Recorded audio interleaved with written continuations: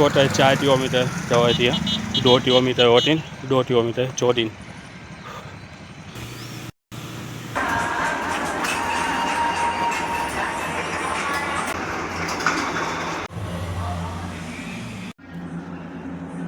आज ये HIT जिसमें पेयर एंड बर्फीज, वो भी 10 काउंट है।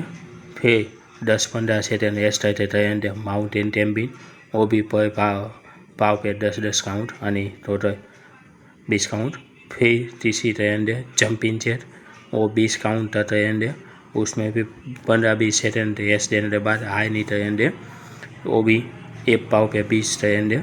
और फिर ट्रेंड है 10 में 1 मिनट का। जितनी नहीं हो पाती स्टैंड ट्रेनिंग हो जाती है, जितनी वो उतनी HIT में थोड़ी दिक्कत है। थोड़े टाइम के बाद वो भी दवा कर देंगे अच्छे से। हालत ख़राब कर दी, पूरा निचोड़ दिया है HIT ने।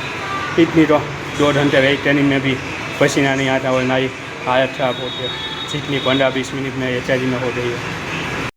आज आफ्टर एक्सरसाइज कार्डियो में ट्रेडमिल है, वो भी इंटर रहने वाला है, इंटर्नशिप और इंटरनेट। ये है 50 ग्राम सोया चंक जो चिया जैसा बनाया है और 2 रोटी।